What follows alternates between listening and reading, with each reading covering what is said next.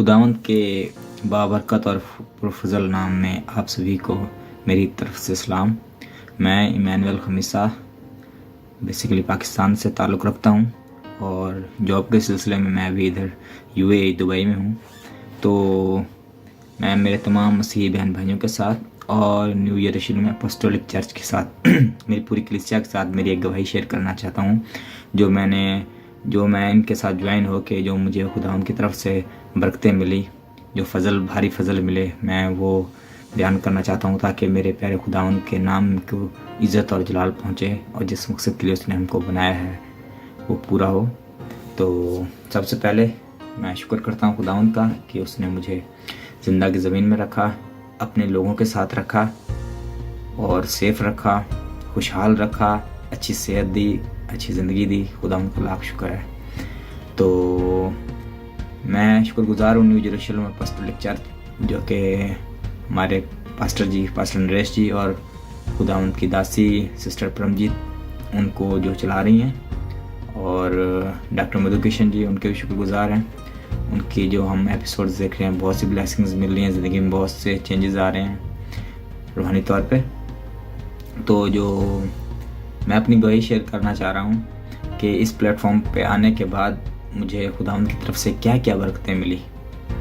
तो आए तो पहले दिन से जब मैं इधर क्रिसमस मनाने के लिए गया तो इधर इशू होता है कि भाई इस चर्च में नहीं जा सकते उस चर्च में, क्योंकि इधर बहुत से लोग रहते हैं, तेलुगु हैं, हमारा मतलब कि बहुत से अरबी हैं, मिस्री हैं। तो इसलिए फिर मैं एक तेलुगु चर्च में क्रिसमस मैंने अटेंड किया, लेकिन मैंने उधर खुदावंद के मस्से को उधर मैंने महसूस किया कि वाकई खुदावंद का मसा उधर था।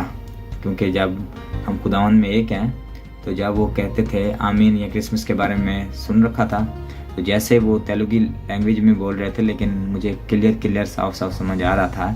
और जब आमीन बोलते थे तो फिर एक दिल में पावर मिलती थी, सुकून मिलता था कि नहीं, चाहे हमारी बोली मुख्तलिफ है, ठीक है, हमारा हर लिहाज मुख्तलिफ हो सकता है, लेकिन जब आमीन कहते हैं तो हम सब मसीह में एक हैं, ठीक है। तो मुझे बहुत खुशी हुई, मज़ीद ताकत मिली ईमान में। तो उसके बाद फिर मुझे मरकज़ में मिले, उनके पास शुक्रगुजार हूँ। उन्होंने मुझे ये न्यू यरूशलेम अपोस्टोलिक चर्च का लिंक दिया तो मैं आ गया। तो पास्टर जी ने दुआ करी, पास्टर नरेश जी ने, तो ऑयल पे, एनॉइंटिंग ऑयल पे, तो उन्होंने मुझे कहा कि बेटा आप ऑयल रखें, मैं दुआ करूँगा, अगर आपको कहीं भी प्रॉब्लम हो, मसला हो, उसको आप इस्तेमाल करें तो खुदा करेंगे वो बेहतर हो जाएगा यीशु मसीह के नाम में। तो मैंने कहा ठीक है पास्टर जी। तो पूरी कलीसिया ने हमने किया। तो बहुत सी गवाहियाँ पूरी कलीसिया की तरफ से आई, लेकिन जो मेरी पर्सनल लाइफ में आई वो मैं आपसे शेयर करता हूँ। तो पहले ये गवाही है मेरी कि मेरे सर में बहुत दर्द था, इंतहाई बहुत ज़्यादा दर्द था, लेकिन जो अगर हम टैबलेट खाएं तो भी 4-5 मिनट के बाद ही सुकून आता है। तो मैंने जैसे ही वो एनॉइंटिंग ऑयल लगाया है जो पास्टर जी ने प्रे किया हुआ था, तो यकीन माने कोई 5 से 6 सेकंड जैसे लगाया है तो ऐसे मुझे फील हुआ कि कुछ था ही नहीं, बिल्कुल मैं रिलैक्स हो गया। मैंने कहा ओह ये क्या, खुदावंद का चमत्कार हो गया। मेरा दिल मैं सोच नहीं पा रहा था क्या हो गया ये। तो वाकई उसमें ब्लेसिंग थी जो मुझे टच की, मुझे महसूस हुआ। और उसके बाद हम काम करते हैं इधर, हम 2 आदमी टेलर का काम करते हैं, 2 करते हैं ज्वेलरी बॉक्स के।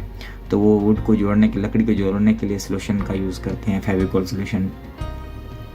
तो अगर जी वो ज़्यादा मिकदार में इस्तेमाल हो जाए तो उसका नशा हो जाता है इंसान के दिमाग पे, इंसान का दिमाग सही तरह से काम करना छोड़ देता है। मिसाल के तौर पे हंस रहा तो हंस ही रहा है, अगर ये कोई बात कर रहा तो बात ही कर रहा है, उसका नशा उसको दिमाग को डिप्रेस कर देता है। तो बाहर 2 लड़के काम कर रहे थे, तो काफ़ी मीटर लंबा कपड़ा डाल रहा था, तो वो लगा रहे थे, तो पूरे घर में सोल्यूशन के।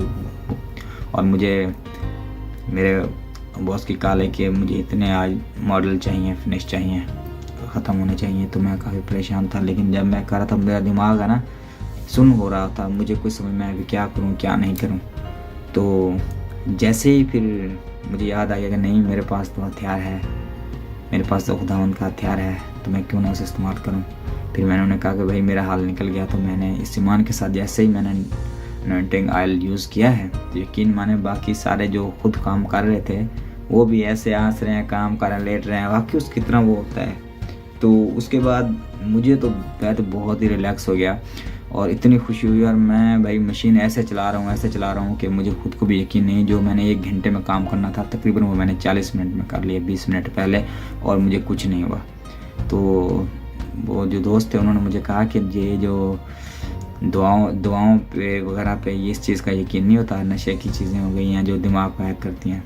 तो मैंने कहा हमारा खुदावंद जिंदा खुदा है, वो सुनने वाला है, देखने वाला है, वो हर दुख सुख को जानने वाला है, अपने प्यारों का भी वो नहीं होता। मैंने उनको कहा, मैंने कहा हर वो इस चीज़ का हल निकाल सकते हैं खुदावंद मेरे। तो वाकई मुझे बहुत ईमान में ताकत मिली, तकवीत मिली कि मैंने वाकई वो ऐसे ही हुआ।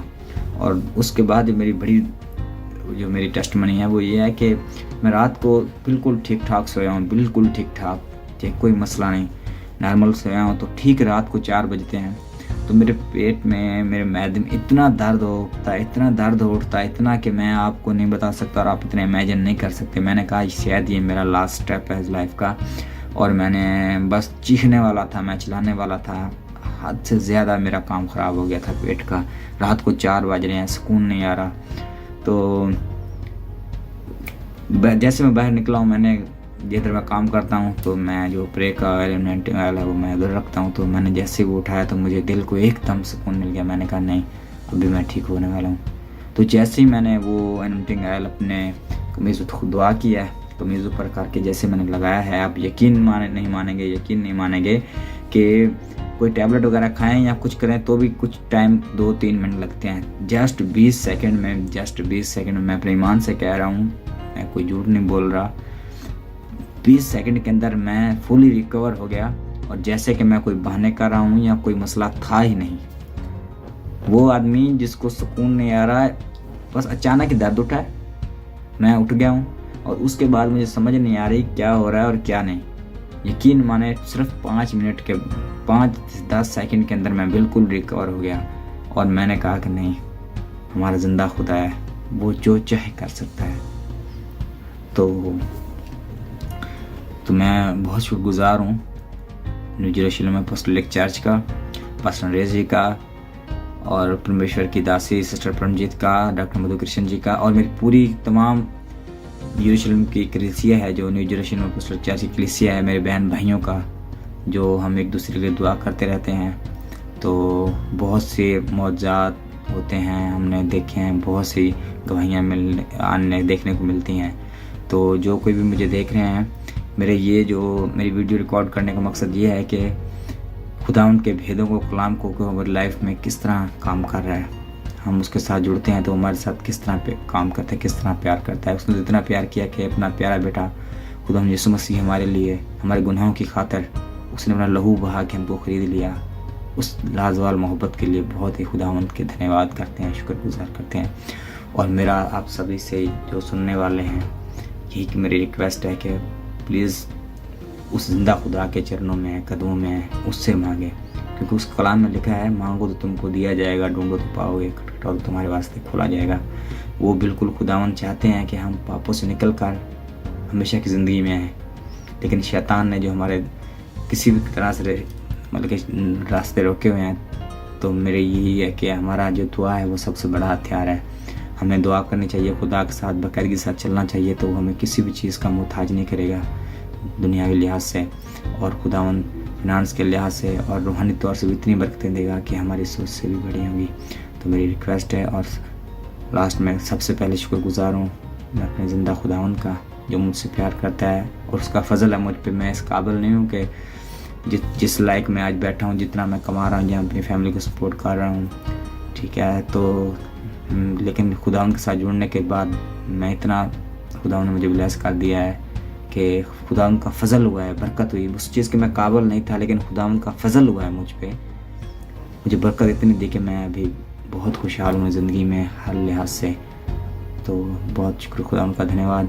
और उसके बाद डॉक्टर मधु कृष्ण जी का, और पास्टर नरेश जी का, और सिस्टर परमजीत खुदावंद की दासी का, जो हमें रोज़ ब रोज़ खुदावंद के कलाम के बारे में हमारे लिए दुआ करते हैं, खुदा का कलाम सुनाते हैं और हमको रास्ता बताते हैं जो खुदा के नज़दीक जाता है।